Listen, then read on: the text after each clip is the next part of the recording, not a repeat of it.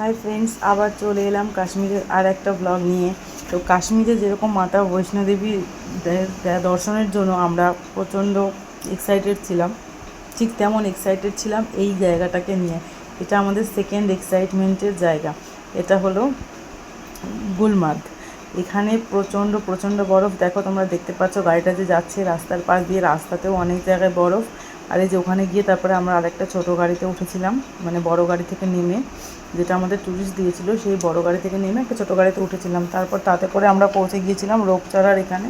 আর এখানে এত প্রচণ্ড ঠান্ডা ছিল যে আমার মাকে জুতোর সাথে সাথে একটা জ্যাকেটও ভাড়া করে পরাতে হয়েছিল, কেননা সোনমার্গে শুধু জুতোতেই চলেছিল, কিন্তু এখানে সেটা পসিবল ছিল না, প্রচণ্ড ঠান্ডা ছিল। আমারটা বলি, আমার তো ওরকম মোটা কোনো জ্যাকেট ছিল না, সত্যিই ছিল না। আমি এর আগে যে মানে গেছি গ্যাংটক বা সিমলা, আমি কোনো দিনও কিনিনি বা পরিনি। মনে হতো কেমন লাগবে করে কখনো নেওয়া হয়নি। তো এইবারে সেদিনকে ডাল লেকে ঘুরতে ঘুরতে, ডাল লেকের পাশে যেখানে বসেছিল সমস্ত এই জিনিসপত্রগুলো, ওখান থেকে জ্যাকেটটা হঠাৎ করে পছন্দ হয়ে গেল এবং প্রচণ্ড রিজনেবল প্রাইসে আমি পেলাম।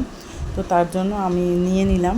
আর সত্যিই নিয়েছিলাম বলে এবং পরেছিলাম বলে প্রচণ্ড কষ্টটা কম হয়েছে, নাহলে খুব খুব কষ্ট পেতাম গো। তো চলো, এই যে দেখো আমরা রোপে উঠে পড়েছি। প্রথম যখন রোপে উঠেছিলাম না, মানে রোপটা চলতে শুরু করেছিল, তোমরা তো জানো আমি প্রচণ্ড ভীতু। তো মানে ভয় ভয় লাগছিল। তো আমি ছিলাম, আমার মা ছিল, শাশুড়ি ছিল, আর সোনি ছিল, দাদা ছিল, শ্রেয়ান ছিল। মানে কি বলবো, সোনিকে সত্যি প্রচণ্ড, ওকে থ্যাঙ্কস। ও সারাক্ষণ আমার হাতটা পুরো চেপে ধরেছিল যাতে আমি মানে ভয়টা না পাই। সত্যি মানে ফার্স্টে খুব এক্সাইটমেন্ট লাগছিল, কিন্তু পরে এতটা ভয় লাগছিল। বাট সত্যি ওদের সাপোর্ট না থাকলে হয়তো জানি না সেদিকে ভয় পেতাম কি কী করতাম। যাই হোক, তো ওরা সত্যি প্রচণ্ড সাপোর্ট দিয়েছিল। তো তারপর দেখো আমরা মানে রোপে যেতে যেতে হঠাৎ করে দেখি স্নোফল আরম্ভ হয়ে গেছে। তো তখন ভিডিও করলাম একটু। তারপর রোপটা না চলতে চলতে মাঝখানে হঠাৎ দাঁড়িয়ে গেল আর দুলতে লেগে গেল। ওই টাইমটা মানে সত্যিই আরও বেশি ভয় লেগেছিল। জানি না আর কারোর লেগেছিল কিনা, বাট আমার প্রচণ্ড লেগেছিল, আমি একটু ভীতু। তো তারপরে দেখো ওখান থেকে বেরিয়ে পড়লাম। দেখো তোমরা বুঝতে পারছো প্রচণ্ড স্নোফল হচ্ছে। আমরা ওখানে বেশ অনেকটা টাইম কাটিয়েছি, ফটো করেছি, ভিডিও করেছি, বেশ লাফালাফি করেছি। কিন্তু একটা সময় এত কালো হয়ে এলো, মানে মনে হলো যেন বরফের ঝড় নেমে আসবে। তো ওখানকার যারা দোকানদার ছিল আর কি, তারাই বলতে লাগলো ফিরে যাওয়ার জন্য।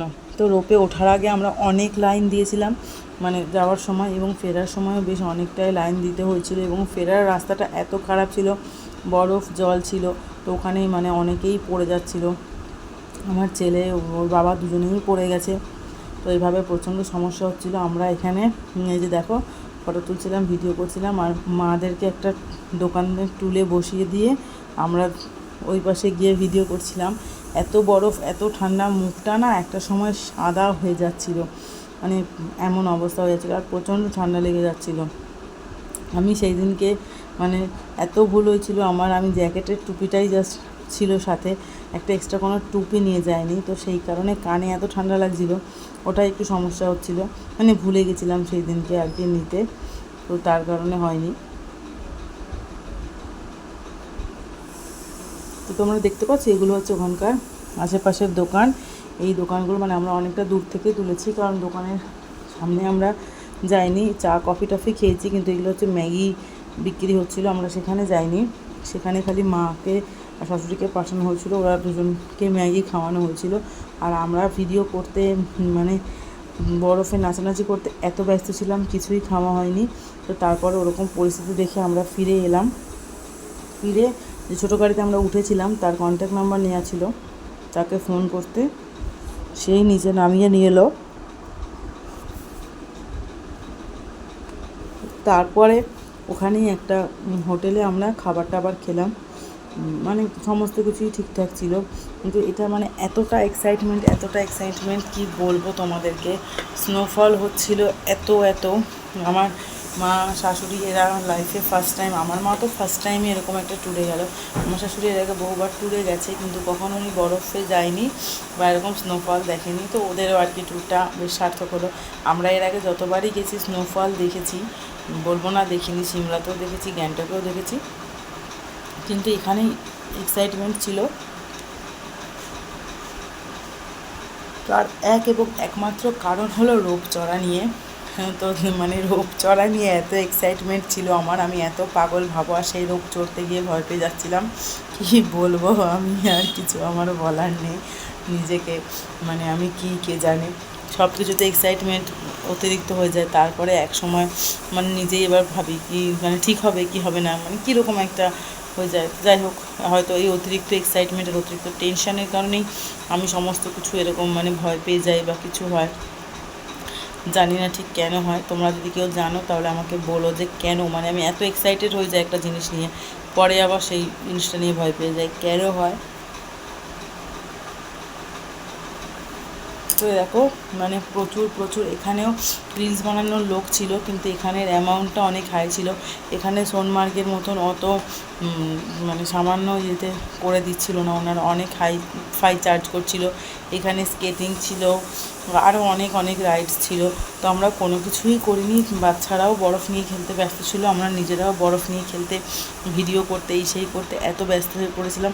আর এই সমস্ত মানে কোনো কিছু করাই হয়নি, নিজেরাই ফটো তুলেছি, নিজেরাই ভিডিও করেছি, সব কিছু করেছি। আর মারা একটা জায়গা যেখানে বসানো ছিল টুলের মধ্যে, সেখানে বসেছিল। তো এইভাবেই কেটে গেল বেশ ভালো। মানে সত্যিই তোমরা যাবে যখন কাশ্মীর, বা যারা যাবে এই গুলমার্গটা কখনোই মিস করবে না। আর গুলমার্গে মানে কাশ্মীর ট্রিপ করার আগে তোমরা সব সময় এই গন্ডোলা রোপটা আগে থেকে, বেশ অনেকটা আগে থেকে বুক করে নেবে। কারণ আমাদের ট্রিপের অনেকেই ভেবেছিল যে ওখানে গিয়ে বুক করবে, মানে আমাদের সাথে যারা আর কি গেছিলো ওই ট্যুরে অন্যান্য ট্যুরিস্টের সাথে, তারা ভেবেছিল, তাদের একজন গল্প করছিল যে আমরা ভেবেছিলাম গিয়ে করে নেব, কিন্তু আমরা বুঝতে পারিনি যে এই পরিস্থিতিটা হবে। তো যাই হোক, আমরা আগে থেকে করেছিলাম বলবো না, এটা বাবলুদা করেছিল আমাদের, মানে সবাইকে বলে করিয়েছিল উনি আর কি। সত্যি ওনাকে এটার জন্য থ্যাঙ্কস। উনি যদি এটা না করাতো তাহলে আমরা মানে চড়তে পারতাম না, ওখানে গিয়ে কোনোভাবেই পসিবল ছিল না। টিকিট বুকিং করে রাখার পরেও এত লাইন দিতে হয়েছে, আর টিকিট কাটতে হলে কী পরিস্থিতি হতো জানি না। তো দেখো, আমরা দুজনে মিলে পা দিয়ে একটু ওই লাভ শেপ বানানোর চেষ্টা করছিলাম, হয়তো নি ছাতা হয়েছে।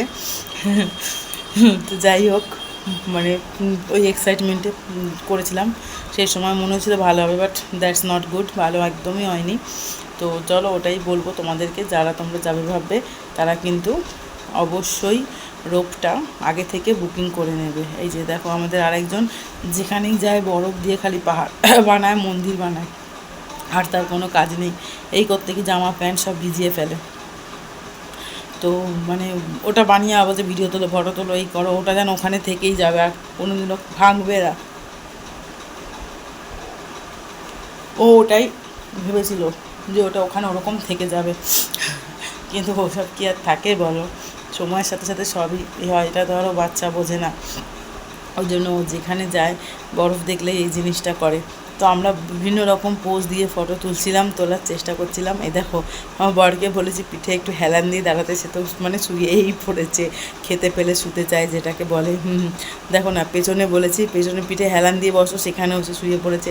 বুঝতে পারে না এই মানুষটা কেন এরকম সিধে হয়ে বসতে পারে না, বেশি লম্বা বলে বোধ হয় না। কী বলবো বলো একে, এক বললে আর এক বোঝে। তো চলো, সেইভাবে মানে মনের মতন করে ফটোশ্যুট হয়নি, ওই লোকটার জন্য ওরকম মানে কীরকমভাবে শুয়ে পড়ছিল, তার জন্য হলো না, বিচ্ছিরি হলো। তো তারপর দেখো, এই যে আমরা এটা ফিরবো ভাবছিলাম, মানে প্রচণ্ড, দেখো দেখতে পাচ্ছ কীরকম আস্তে আস্তে আকাশটা কালো হয়ে যাচ্ছে, পরিবেশটা কীরকম একটা থমথমে টাইপের হয়ে যাচ্ছে। যারা ওখানে দোকান লাগাতে যায় তারাও সমস্ত গুটিয়ে গাটিয়ে পালিয়ে আসছিলো, আর আমরাও রোপে চড়ার জন্য লাইন দিয়ে পালিয়ে এলাম। তো তোমরা আমার ভিডিওগুলো সমস্ত দেখলে, ভিডিওগুলো কেমন লাগছে তোমাদের জানিও, আর কিছু জানার থাকলে কমেন্ট করো।